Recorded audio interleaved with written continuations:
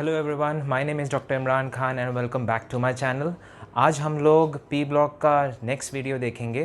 Previous video में हमने 16th group की फ़िज़िकल प्रॉपर्टीज़ पढ़ी थी और आज हम लोग 16th ग्रुप की केमिकल प्रॉपर्टीज़ पढ़ेंगे। तो सबसे पहले 16th ग्रुप की केमिकल प्रॉपर्टीज़ में हम लोग देखते हैं हाइड्राइड्स के बारे में। तो सबसे पहला पॉइंट है यहाँ पर all elements form the hydride H2M। जैसे और यहाँ पर M यहाँ पर आपका जो 16 ग्रुप एलिमेंट वो है, जैसे कि oxygen, sulphur, selenium, tellurium and polonium हो सकता है।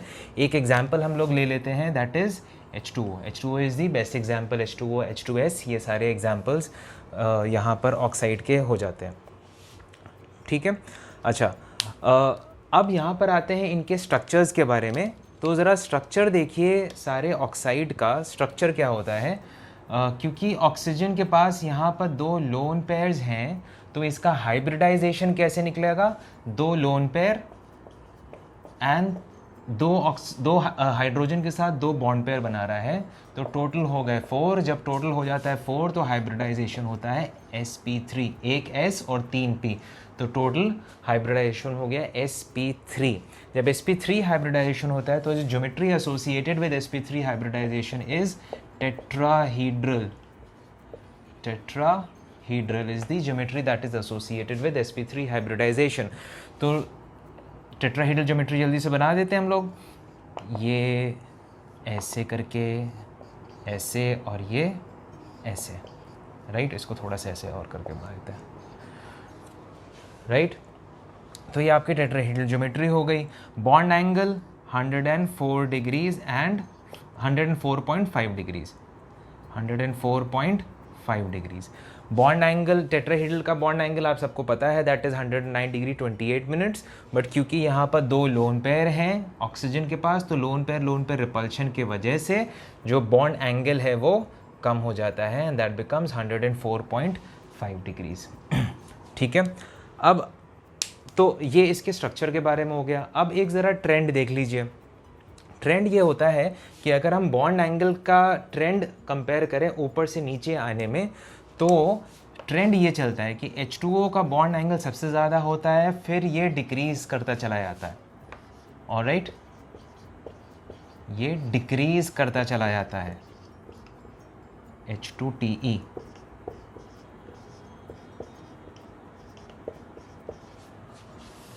So this is the trend of the bond angle. अब ये डिक्रीज क्यों करता चला जाता है, इसका भी ज़रा रीज़न समझिए। कि अगर मैं H2O एंड H2S को मान लीजिए कंपेयर कर लेता हूँ, तो ये H2O जो है ऐसे है, ऑलराइट, एंड H2S ऐसे है। यहाँ पर H2O में जो ऑक्सीजन और हाइड्रोजन के बीच में जो इलेक्ट्रॉन्स है वो मान लीजिए अभी यहाँ पर मैं दिखा रहा हूँ, फिर बाद में एक्सप्लेनेशन इसका करते हैं। एंड H2S ज़रा देख लीजिए, सेम इसका स्ट्रक्चर होगा। यहाँ पर इसके इलेक्ट्रॉन्स भी यहाँ पर आप नज़र आ रहे हैं।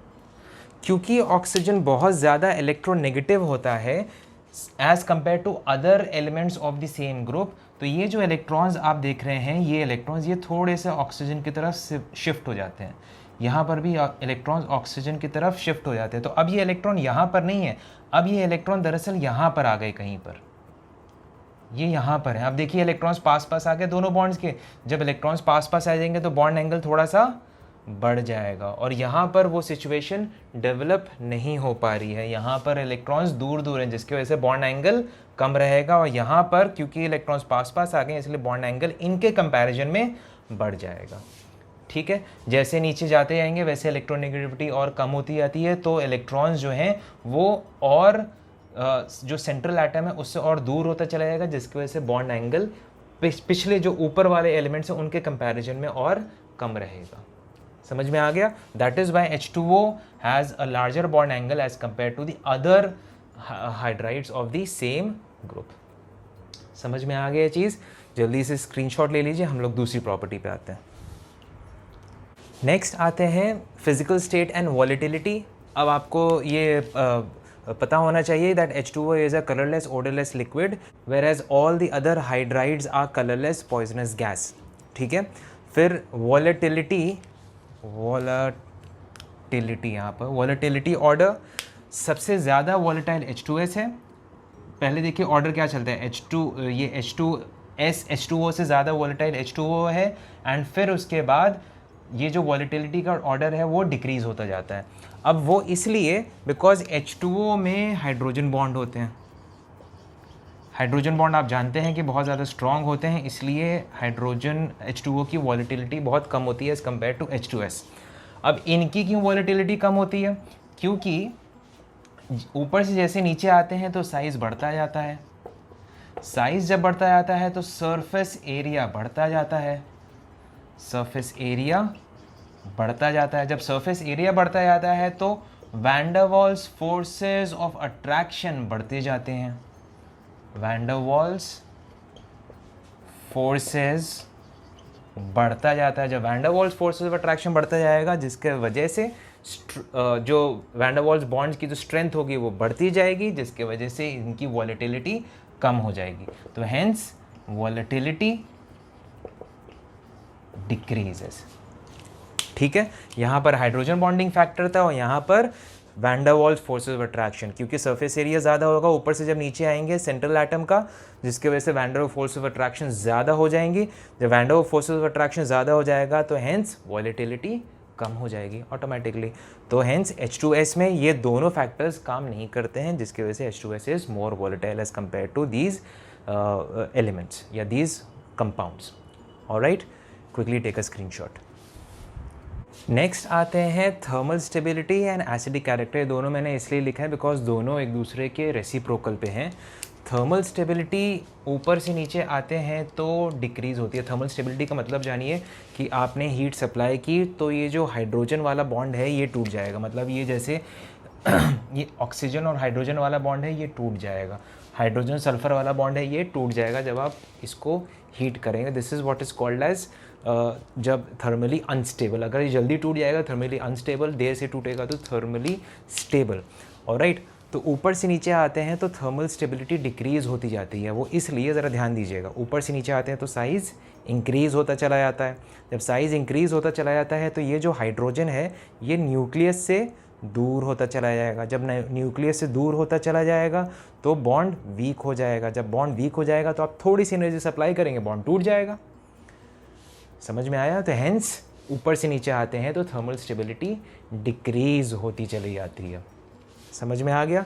तो यहाँ पर मैं जल्दी से लिख देता हूँ ऊपर से नीचे तो size increases, so distance between nucleus and hydrogen atom increases.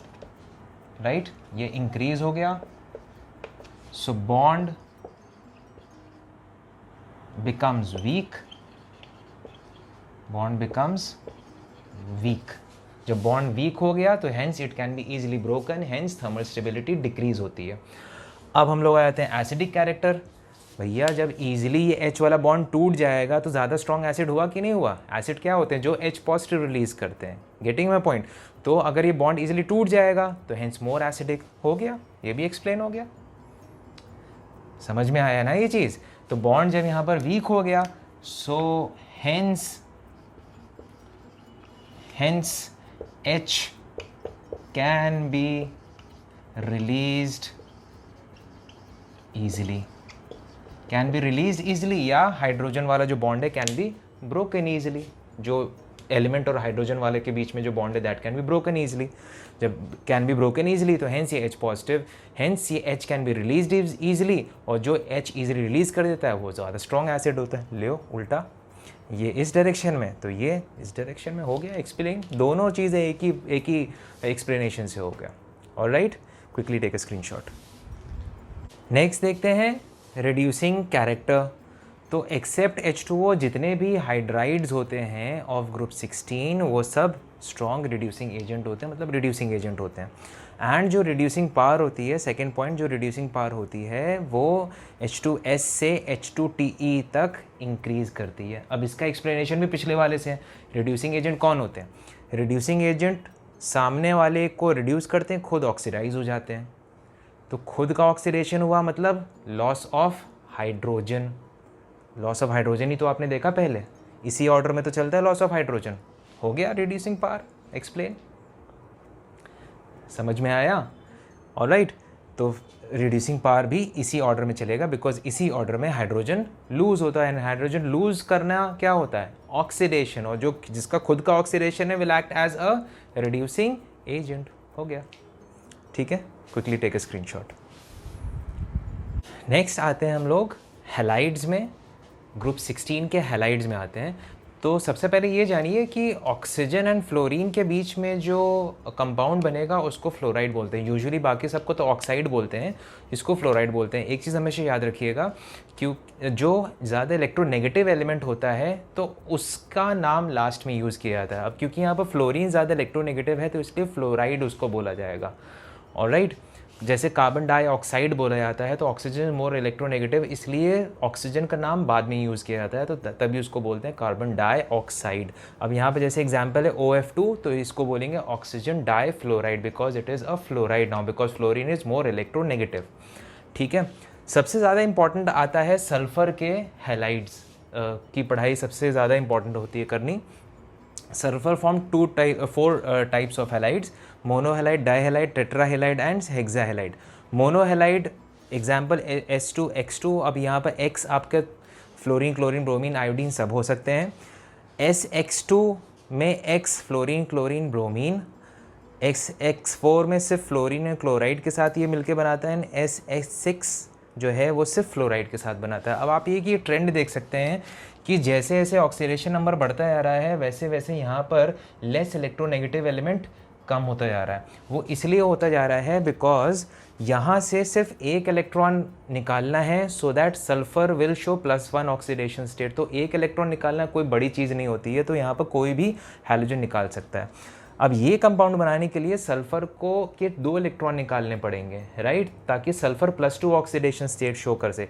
तो अब यहाँ पर ज़्यादा, थोड़े से ज़्यादा इलेक्ट्रोनेगेटिव एलिमेंट्स ही ये काम कर पाएंगे, सल्फर के 2 इलेक्ट्रॉन्स को निकाल पाएंगे। अब भैया अगली चीज़, अब यहाँ पर 4 इलेक्ट्रॉन को निकालना है तभी तो SX4 बनेगा। तो अब यहाँ पर और ज़्यादा इलेक्ट्रोनेगेटिव एलिमेंट ही काम कर पाएंगे, क्योंकि वही सिर्फ 4 इलेक्ट्रॉन्स को सल्फर में से निकाल सकते हैं, या ये बोल सकते हैं सल्फर को ऑक्सीडाइज कर सकते हैं टू +4 ऑक्सीडेशन स्टेट।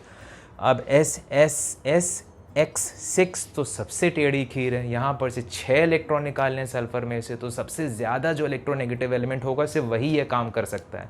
ये भी बोल सकते हैं कि सल्फर को +6 ऑक्सीडेशन स्टेट में पहुँचाने का जो हिम्मत होती है वो सिर्फ फ्लोरीन के पास होती है, जो ताकत होती है सिर्फ फ्लोरीन के पास होती है, because fluorine is most electronegative. ठीक है, समझ में आ गया ये चीज़ ट्रेंड।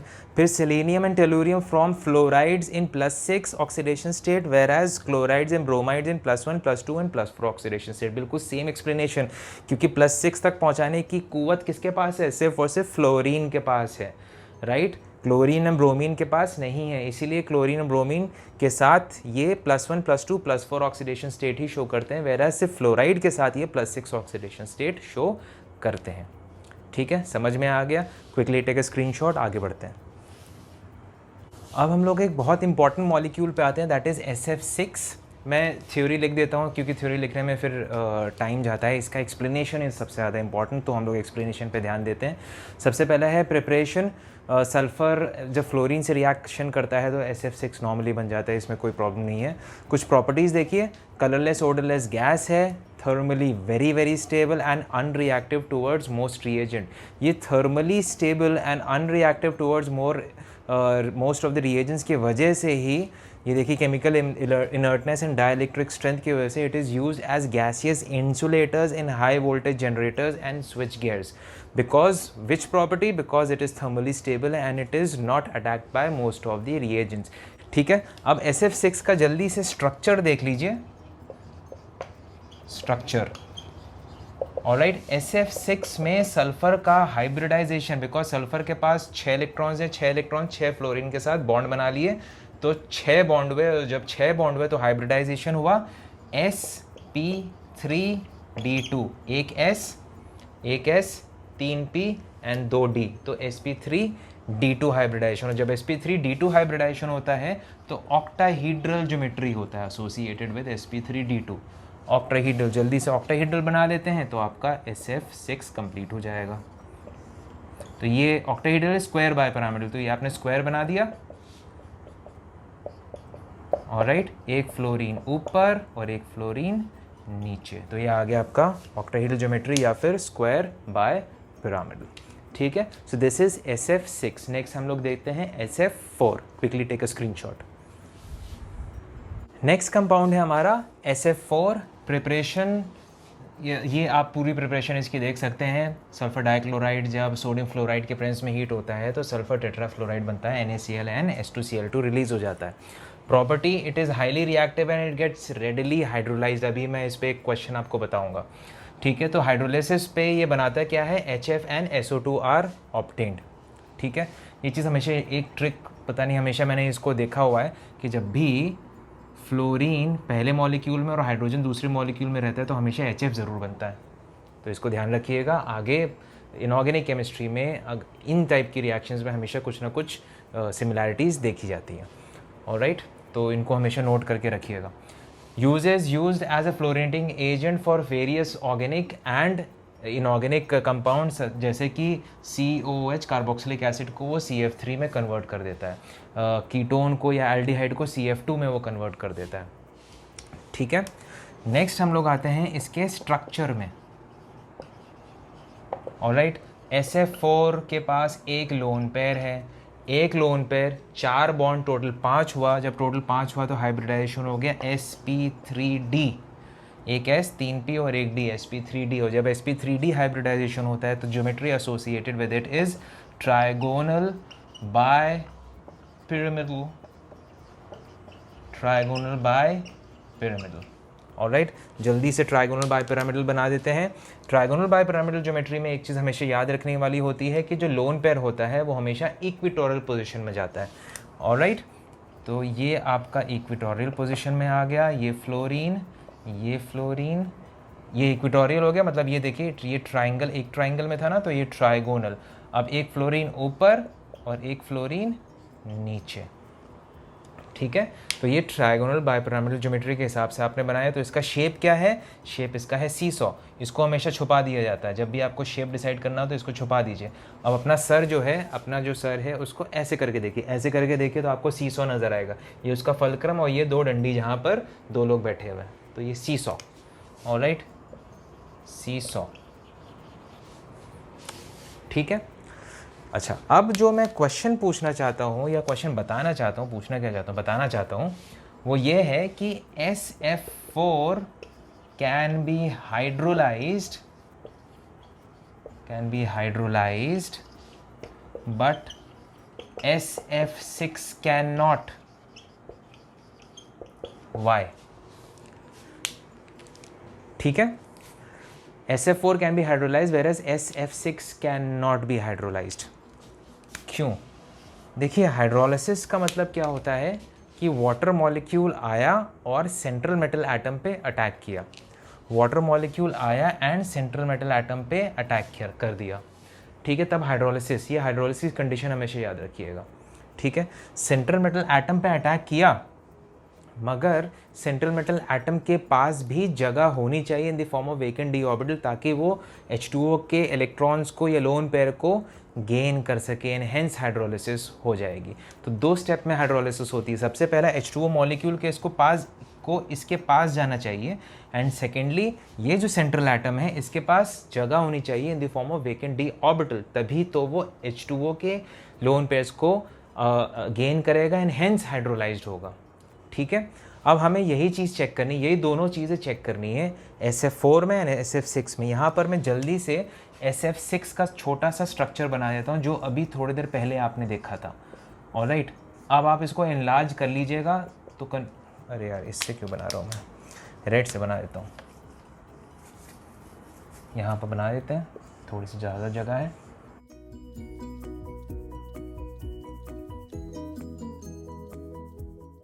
ठीक है, देखिए दोनों सेंट्रल एटम सेम है, दोनों के पास वेकेंट डी ऑर्बिटल है। इसका मतलब जो सेकंड वाला पॉइंट है वो तो हमारा फुलफिल पहले ही से हो गया। इनके पास वेकेंट डी ऑर्बिटल है, दैट मीन्स ये H2O के लोन पेयर को अब्जॉर्ब कर सकते हैं, अकोमोडेट कर सकते हैं।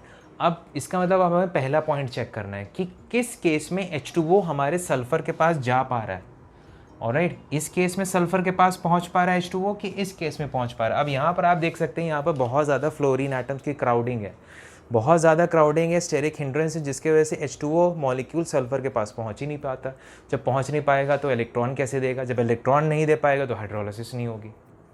समझ में आया? यहाँ पर देखिए, यहाँ पर ज़्यादा क्राउडिंग है ही नहीं, तो H2O आराम से पहुँच जाएगा हमारे सल्फ़र एटम के पास। सल्फ़र एटम से बोलेगा भैया हमारे इलेक्ट्रॉन ले लो और हाइड्रोलाइज हो जाओ, भाई सब हाइड्रोलाइज हो जाएंगे और बना देंगे ये। समझ में आया? तो जो आंसर आपका है ये over crowding due to fluorine atoms की वजह से SF6 can not be hydrolyse whereas SF4 can be hydrolyse. और हाइड्रोलाइसिस के 2 कंडीशंस ज़रूर याद रखिएगा। Alright, quickly take a screenshot. So this was it in this particular video. आज हमने हाइड्राइड्स और हैलाइड्स के बारे में पढ़ा। नेक्स्ट वीडियो में हम लोग oxides, oxo acids and oxygen anomalous behaviour के बारे में हम लोग पढ़ेंगे। होप आपको आज का वीडियो समझ में आया होगा, जो भी हम लोगों ने कॉन्सेप्ट्स देखे वो समझ में आए होंगे। कुछ टॉपिक अगर आपको समझ में नहीं आ रहा होगा तो kindly mention it in the comment section.